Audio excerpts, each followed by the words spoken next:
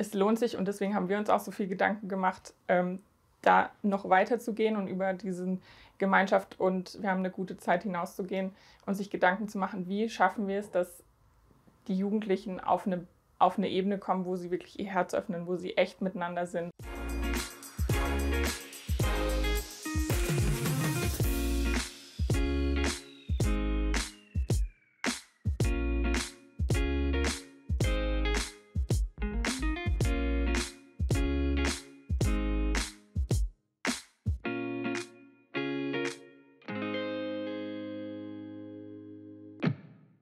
Herzlich willkommen zum LiveNet-Talk. Vielleicht habt ihr bei euch in der Kirche oder daheim in der Familie auch schon gemerkt, dass es manchmal gar nicht so einfach ist, die Jugendlichen an dem Punkt abzuholen, wo sie stehen. Bei uns sind heute 2 Frauen zu Gast, die es auf dem Herzen haben, herauszufinden, was die Jugendlichen brauchen, um nachhaltig im Glauben wachsen. Sie sind überzeugt, es braucht in der Schweiz ein neues christliches Jugendfestival. Als Nachfolgeevent vom KRIA wollen sie jetzt diesen Sommer starten mit dem Mellow Festival. Und wir werden heute schon ein bisschen mehr davon erfahren, was es mit dem auf sich hat. Herzlich willkommen.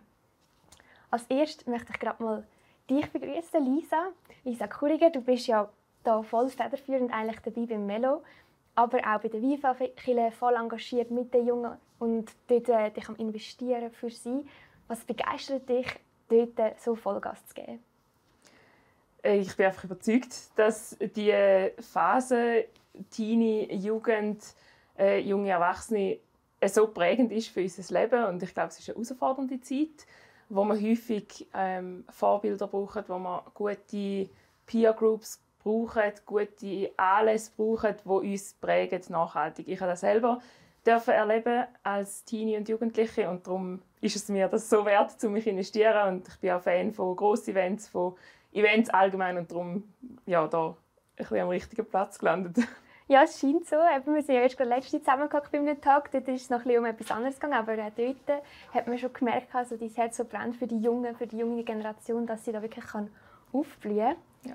Jetzt möchte ich natürlich die gleiche Frage meinem zweiten Gast stellen, der Anna Stadler. Auch du bist im Mello-Team dabei und sonst beim TSC, beim Theologischen Seminar St. Chrischona. Was begeistert dich an dieser Arbeit für die Jungen? Ich glaube, mir geht es ähnlich wie Lisa. Das ist so eine prägende Zeit, die wir als Jugendliche haben. Wir haben es jetzt schon hinter uns, aber für viele ist es der gerade jetzt Alltag.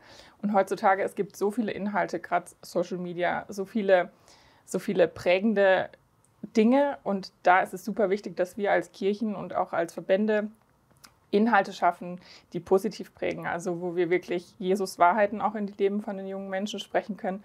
Und für mich war das auch eine total schöne Zeit, in Gemeinde, in Jugendgruppen unterwegs zu sein früher. Und deswegen finde ich es mega wichtig, dass wir uns auch heute in der Phase, wo wir schon ein Stück weiter sind, wo wir schon ein bisschen mehr wissen, uns auch in die Nachwuchsgeneration investieren, damit sie das genauso dann wieder tun können, wenn sie erwachsen sind. Und da ist eben ein bisschen die Schwierigkeit oder so ein bisschen die Herausforderung vielleicht, dass man sie abholen kann an dem Punkt, wo sie sind. Aber du hast selber gesagt, man geht selber ja durch die Teenie-Zeit, durch die Jugendzeit, aber es verändert sich ja mega viel. Eben die nächste Generation sieht wie wieder andere Sachen, die bei ihnen anstehen. Was merkt ihr vielleicht, ist wie trotzdem so ein bisschen ähnlich oder was ist vielleicht wie so ein Grundbedürfnis, wo ihr merkt, mal, das ist schon bei euch so gewesen und das ist jetzt immer noch so? Ich glaube, es ist wichtig, dass uns grundsätzlich bewusst ist, dass es nicht nur grosse Events geben kann, um junge Menschen zu begleiten im Glauben oder in Mündigkeit oder mündiger werden im Glauben. Also das ist, glaube ich, schon mal eine Grundaussage über all dem, wenn man auch über Events und Gemeindebau und so redet. Es kann nicht nur grosse Events geben und darum glaube ich, das Bedürfnis der Jungen, einen Ort haben, wo sie sich wohlfühlen, wo sie angenommen werden, wo sie eben, wie gesagt, Vorbilder haben, der muss zuerst in der Gemeinde passieren oder in einer Gemeinschaft rein. Und erst später oder als Teil davon kommen die Events dazu. Ja. Ich glaube, auch der Gemeinschaftsgedanke generell ist gleich geblieben. Also klar, jeder lebt für sich selbst Glauben und als Jugendlicher ist es vielleicht noch ein bisschen schwieriger, als wenn man dann erwachsen wird und die Handwerkszeuge schon bekommen hat. Deswegen glaube ich, ist Gemeinschaft totaler Schlüssel, auch immer noch, weswegen wir auch ein Event machen.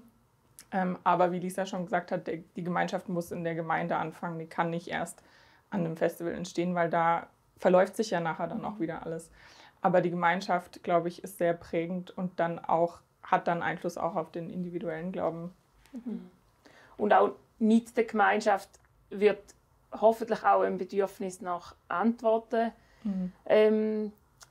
begegnet. Also Jugendliche haben das Bedürfnis, Antworten zu finden, halt erst dann, würde ich jetzt mal sagen, wenn sie sich wohlfühlen in einem Setting. Und darum vielleicht auch zuerst das Bedürfnis nach Gemeinschaft und dann das Bedürfnis, Antworten zu finden oder vielleicht auch überhaupt sich genug wohlfühlen in einer Gruppe, um dort Antworten zu bekommen. Wenn ich mich nicht wohlfühle, dann habe ich auch nicht unbedingt Lust, eine Antwort zu bekommen von diesen Leuten. Also darum braucht es beides, um überhaupt auf eine tiefere Basis zu gehen.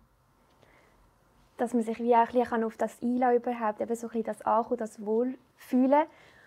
Und manchmal kann es ja dann wie auch sein, dass die Gemeinschaft irgendwie so wichtig ist, dass man irgendwie einfach wegen der Freunde irgendwie mitgeht oder irgendwie das eigentlich wie das grösste Ziel ist, dass man sie auch am Sonntag irgendwie noch sieht. Haben wir das Gefühl, da besteht die Gefahr, dass das dann auch so überbetont werden mit diesen Angeboten, die ja auch sonst Kirchen machen, mit den Events, mit den Treffen, mit der Gemeinschaft. Ich glaube, da ist kommt es total darauf an, wie ein Angebot geschaffen ist. Also gibt es die Möglichkeit, auch in die Tiefe zu gehen und auf dieses Level zu kommen, wo man als Jugendlicher sich öffnet und echt ist.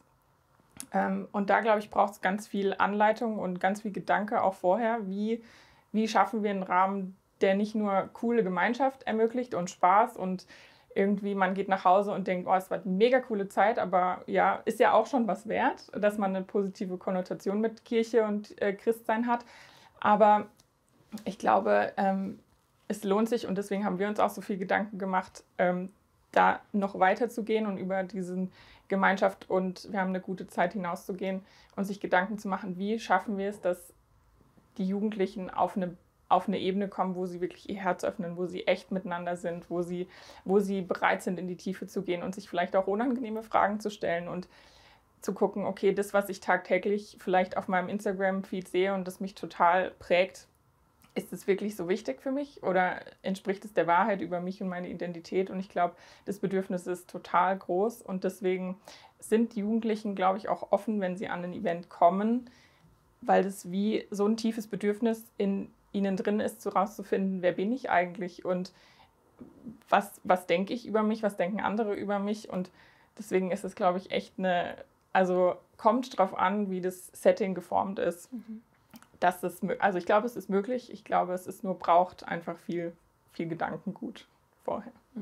Und da habt ihr euch ja jetzt ganz viele Gedanken gemacht, auch darüber, wie eben so ein Event könnte dann auch aussehen, dass es eben wirklich auch so den Mehrwert oder so die Tiefe auch ermöglicht. Und das alles kommt ja ein bisschen aus dem Krea. Also das war eigentlich wie der Vorgänger-Event, das im 2022 das letzte Mal stattgefunden hat. 30 Jahre lang, jedes Jahr im Sommer, haben sich dort die Leute getroffen und die Jungen haben da ihr Festival gehabt. Und jetzt geht es eben weiter, ihr habt schon von Anfang an gesagt, dort, wo ihr auch aufgehört habt, es wird weitergehen, es wird etwas Neues kommen. Jetzt haben wir, jetzt ist schon wieder 2023, eben im 2024 geht es weiter, jetzt sind wir in dieser Zwischenphase. Was ist jetzt da so prägend in dieser Phase für euch? Genau, du hast es gesagt am Anfang, wir haben gewusst, es kommt etwas, aber wir haben nicht gewusst, was kommt, was soll es überhaupt geben. Wir haben einfach gewusst, wir wollen uns weiter investieren in die Jugend der Schweiz.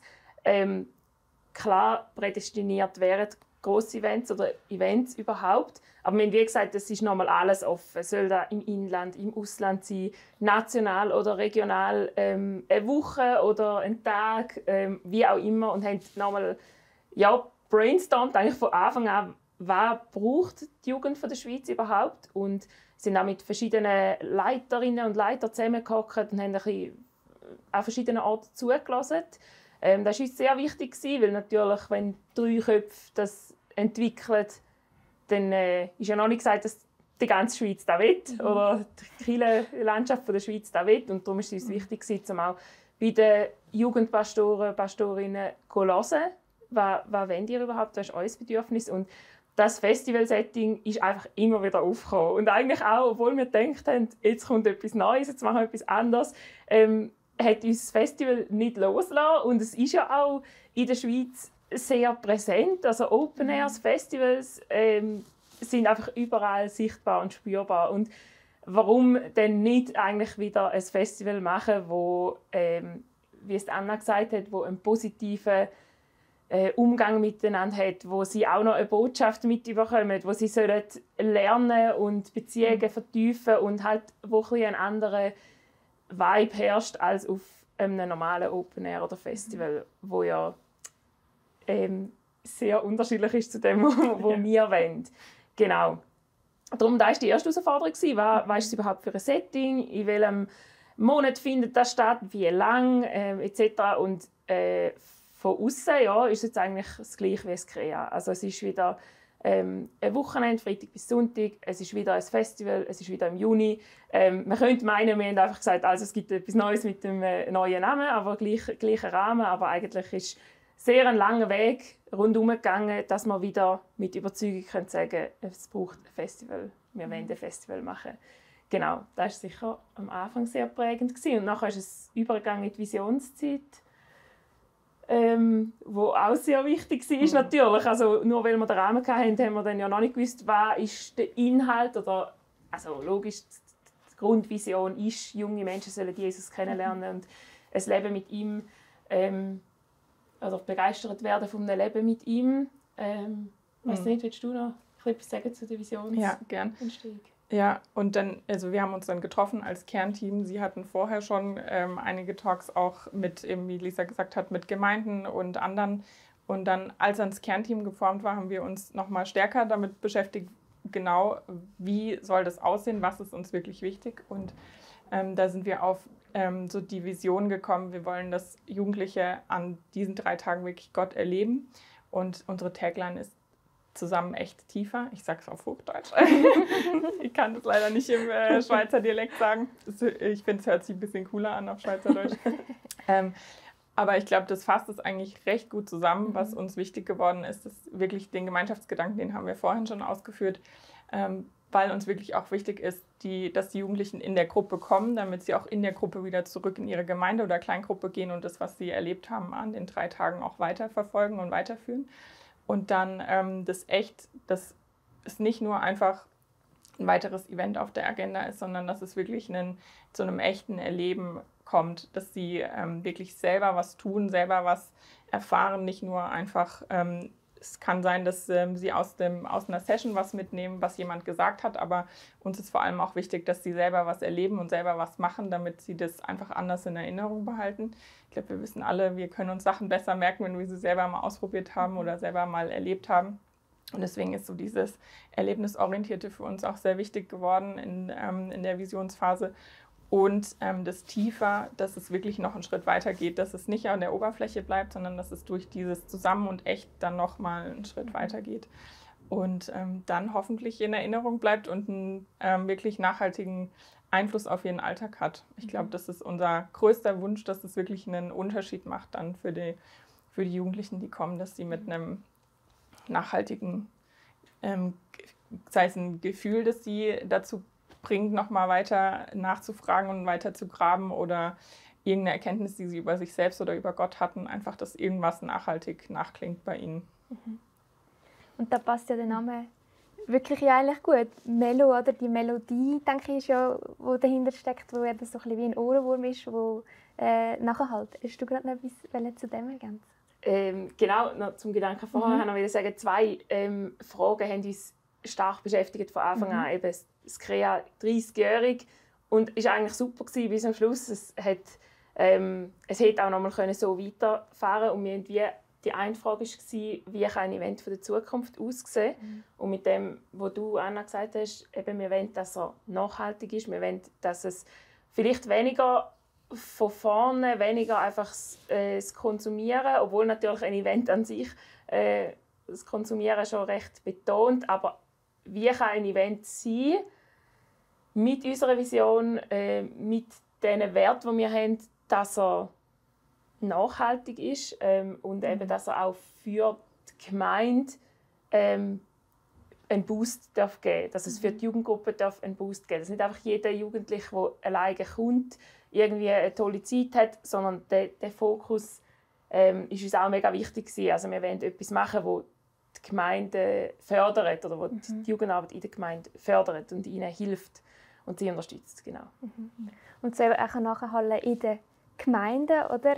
Und das finde ich noch eigentlich so der spannende Gedanke, so Gemeindebau oder eben so das Unterstützen und Festival. Auf den ersten Blick würde man gar nicht so denken, okay, das hat vielleicht etwas miteinander zu tun. Vielleicht ist euch auch schon aufgefallen, dass auf diesem YouTube-Kanal keine Werbung läuft. Das hier ist die einzige Werbeunterbrechung. Mit unseren Social-Media-Plattformen generieren wir keine Einnahmen. Darum sind wir auf Spenden angewiesen. Herzlichen Dank, dass ihr uns finanziell unterstützt und es so möglich macht, dass noch mehr Menschen im Glauben ermutigt werden und Orientierung finden zu aktuellen Themen. Unten in der Infobox findet ihr alle Informationen zu den Spendenmöglichkeiten. Jetzt wünsche ich euch weiterhin viel wertvolle Impulse mit diesem Video hier und den weiteren Videos auf diesem Kanal. Was ist es wie konkret, wo ihr wie sagt, okay, wir wollen, dass sie mehr leben können oder eben selber aktiv werden können? Was gibt es da wie für Gefäße, eben nebst dem so Plenare, wo man alle zusammen ist? Genau, das ist auch entstanden in dem Visionsprozess, weil wir haben gesagt, ja, wir wollen weniger vielleicht Settings, wo sie einhocken und zulassen, mehr Settings, wo sie können etwas erleben, etwas entdecken, vielleicht auch Antworten finden auf Fragen, die sie haben. Und haben uns dann mal ganz weit aus dem Fenster gelehnt und gedacht, wow, wenn wir einfach weniger Plenar machen und mehr andere Settings, wo sie inhaltlich zu Antworten kommen oder Sachen können entdecken. Und da ist uns wirklich so das erlebnisorientierte Lernen ist uns sehr wichtig gewesen. Also dass, wie du gesagt hast, dass sie selber etwas entdecken können, dass sie selber entscheiden können, ich gehe jetzt hier rein und lasse zu, wie da diskutiert wird über ein Thema, oder ich gehe selber etwas machen, vielleicht gibt es einen Postenlauf oder etwas. Und dem ganzen Setting sagen wir Practice Rooms. Wir haben gesagt, wir wollen in verschiedenen Themen junge Leute ausbilden oder ausrüsten, vielleicht eher. Also wir haben uns gefragt, was für Themenbereiche sind wichtig im eben mündig werden im Glauben als Jugendliche. Und haben dann 7 Themen festgelegt, wo wir gesagt haben, in die wollen wir uns investieren mit einem Practice Room. Und das ist ein Ort auf dem Gelände, da muss nicht unbedingt ein Raum sein mit 4 Wänden, sondern einfach, das kann ein Zelt sein, das kann im Wald sein, das kann auf dem Gelände sein, wo sie können selber lernen, wo ihnen ein Ort zur Verfügung gestellt wird, wo sie über ein Thema, zum Beispiel über das Thema Bibel, wo sie können selber lernen, warum sollte ich denn in der Bibel lesen überhaupt, wie finde ich denn dort Antworten etc. Wir haben uns so Grundgedanken gemacht über die verschiedenen Themen und wollen, dass man ihnen die Möglichkeit geben, selber zu entdecken, selber Antworten zu finden und eben in einem Rahmen, wo man sie wie unterstützen in dem. Also wir sagen nicht einfach, da hast du einen Bibelgang selber schauen, sondern wir wollen es wirklich eben erlebnisorientiert gestalten, dass es vielleicht auch einfach ein Fun-Ort darf sein, wo aber noch Tiefe bringt und so wie ein anderer Ansatz als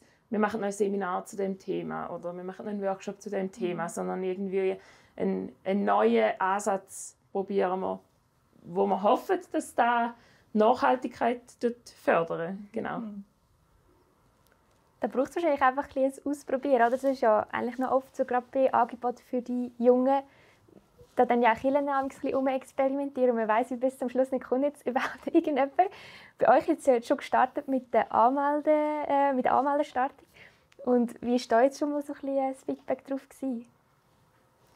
Also wir haben schon Anmeldungen. Wir haben am 1., also jetzt gerade vor ein paar Tagen geöffnet und wir haben schon Anmeldungen. Und es ist cool zu sehen, dass auch schon wirklich auf den 1. sich Teenies, Jugendgruppen anmelden. Und wir hatten auch schon vorher Gespräche mit Gemeinden, wo die Leiter der Jugendgruppen schon gesagt haben, ja, wir sind auf jeden Fall dabei. und viele, die auch schon bei den bei den vorherigen Kreas dabei waren. Und es ist einfach richtig cool zu sehen, dass jetzt auch schon in den Jugendgruppen wirklich ein Commitment und eine Begeisterung da ist, auch für ein neues Format, wo sie vielleicht noch nicht so genau wissen, worauf sie sich eigentlich einlassen. Ja. Das ist ganz spannend zu sehen. Ja, und etwas, was uns auch wichtig geworden ist in der Revisionszeit, ist, dass wir enger mit den Gruppenleitern zusammenarbeiten, Leiterinnen und Leiter, genau. Dass wir wenn wir wollen, dass das Melo nachhaltig ist, dann braucht es die Zusammenarbeit mit der lokalen Gemeinde. Und dann wollen wir nicht einfach sagen, ja, als Gruppenleiter meldest du dich auch einfach an und kommst dann auch irgendwann noch eine Packliste über, sondern wir wollen die Gruppenleiter näher nehmen, mit ihnen die Vision teilen, sie mit ins Gebet nehmen, mit ihnen auch schon vorher unterwegs sein, aber natürlich auch am Event selber, wie näher mit ihnen sein, dass wir wir haben einfach die Erwartung, dass Gott wirkt an diesen 3 Tagen, dass er einen Unterschied macht in den Leben dieser Jugendlichen. Und wir glauben daran, dass ein Gruppenleiter sich mit uns verbindet oder wir uns mit ihnen verbindet, dass wir dann auch einfach können, da irgendwie mehr erwarten, dass da wirklich auch aus der geistlichen Leitung her mehr Power kommen. Dass die Jugendlichen dürfen näher auch begleitet werden im Thema am Tag selber, wenn Sachen aufbrechen, in der Gruppenzeit selber. Und darum, ich glaube, da haben wir jetzt auch gemerkt beim Anmeldestart, dass wir, durch das, dass wir jetzt schon mit Gruppenleitern unterwegs sind, natürlich dort, wo es möglich ist, dort, wo wir Connections haben, dass dort das Ja von ihnen, also die Antwort auf die Zusammenarbeit, die wir jetzt schon hatten, die haben wir jetzt gespürt. Und das ist schon mega ein Händedruck für uns auch, als Organisation zu merken, die Gruppen freuen sich darauf. Natürlich haben sie in ihrem Alltag nicht das Melo zuvorderst. Und in der Jugendarbeit läuft so viel. Sie denken jetzt nicht jeden Tag, wann kommt er endlich und wir wollen jetzt unbedingt ans Melo gehen, weil es ist nicht der Hauptfokus der Gemeindearbeit. Aber wenn es ein Highlight sein im Gemeindekalender. Und wenn es etwas sein darf, was sie auch darauf hinfiebern, wo sie auch Grosses erwartet, dann ist es, glaube ich, für uns auch mega cooles Feedback, mega grosses Dankeschön. Genau. Und das ist cool, dass wir das jetzt so spüren dürfen. Das ist mega schön, dass es wirklich schon so anrollen jetzt, wo ja eigentlich wie noch nicht wirklich eine Sommerstimmung ist. Und es liegt ja noch ein Weg vor euch, sicher auch noch so ein bisschen, wo es dann noch in die heiße Phase geht mit der Planung und allem. Was erwartet euch da vielleicht noch? Könnt ihr da zu dem noch ein bisschen sagen, wie sieht es jetzt dort noch aus? Was läuft da noch weiter? Ja, also jetzt, wo wir so aus der Vision in die Umsetzung kommen, ist es eigentlich ganz cool, weil wir jetzt echt sehen, wie die Sachen, wo wir uns intensiv Gedanken drüber gemacht haben, Form annehmen. Und es ist mega cool, dass wir jetzt in die Phase gehen, wo wir wirklich gucken können, okay, wo findet was auf dem Riesenareal statt? Also machen wir Dinge draußen, drin? Wie können wir Dinge am besten so machen, dass es ansprechend ist für die Jugendlichen, dass es ihnen wirklich ermöglicht, diese Visionen auch zu erleben, dass sie Gott erleben, zusammen echt tiefer. Wie sieht es dann konkret aus? Und jetzt so in die Konkretisierung zu gehen, das macht echt nochmal anders Freude, als sich Gedanken zu machen über ein großes Ganzes. Jetzt wird es echt konkret.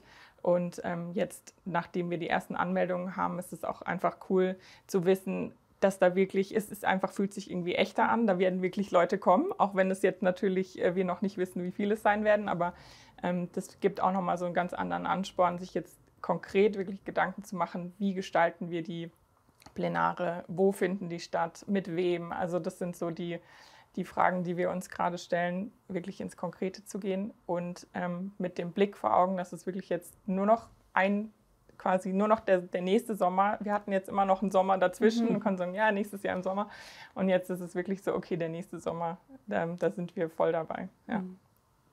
Ich glaube wirklich, das Coole ist, dass wir jetzt merken, von dem weißen Papier, was könnte es überhaupt geben im Sommer 2024? Das war so eine ominöse Masse gewesen, und wir haben nicht recht gewusst, was ist das. Und jetzt nimmt es immer mehr Form an. Wir haben ein mega cooles Team, das sich alle mega investieren. Es kommen immer mehr Ressortleiter dazu. Es wird wie konkreter und halt greifbarer. Eben, wenn wir am Anfang noch darüber geredet haben, was ist überhaupt die Vision, wer ist überhaupt das Zielpublikum.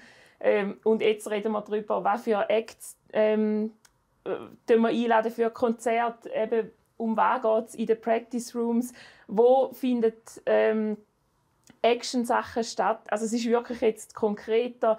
Natürlich kommen dann noch die normalen Event-Planungselemente dazu, Sicherheitskonzept, dann Kommunikation, wie sind wir unterwegs mit den Teilnehmern, mit den Gruppenleitern, natürlich Marketing, immer ein Thema. Also von dem her, fertig ist es, glaube ich, nie, wie es das Event stattgefunden hat. Aber das ist auch gut so. Es sind einfach unterschiedliche Phasen. Ich finde es cool, dass wir sehen. Jetzt sind wir eben seit dem Crea 22 eigentlich an dem dran. Natürlich nicht immer gleich intensiv, aber jetzt ist es intensiver und ich glaube, es bleibt so, bis das Event kommt. Es verändert sich einfach immer ein bisschen der Fokus, wo dass es intensiv ist. Und jetzt wird es halt eher konkret mit Arealplanung und so. Genau. Weil das tut wirklich nach einer spannenden Phase immer noch weiterhin für euch und natürlich auch für alle, die jetzt das irgendwie mitbekommen und merken, da läuft wieder etwas, wo dabei sein wollen. Und ich finde es mega schön, dass ihr sagt, wir wollen wie etwas Neues probieren, wir wollen etwas Neues wagen und gleichzeitig den Fokus behalten eben auf die Jugendlichen und sagen, es soll ihnen dienen, es soll natürlich auch der Gemeinde dienen in dem Innen, aber dass wirklich sie können so den Glauben nachher nachhaltig, so die Schritte, die sie entschieden haben, vielleicht an diesen Tagen dort im Sommer, dann, dass es weitergehen kann. Danke vielmals für euch Investment in das rein. Mega schön zu sehen. Sehr gerne, ja. Und danke euch fürs Interesse. Schön, habt ihr eingeschaltet. Ganz einen schönen Tag. Tschüss zusammen. Dieses Video ist nur möglich dank freiwilliger Unterstützung der Community. Unser Ziel ist es, täglich ein neues Video zu veröffentlichen. Um dieses Ziel zu erreichen, suchen wir 365 Videopartner, die uns mit je 150 Franken pro Jahr unterstützen. Als Videopartner trägst du direkt dazu bei, dass noch mehr Menschen das Evangelium hören und im Glauben ermutigt werden. Melde dich jetzt als Videopartner an unter www.livenet.ch/Videopartner.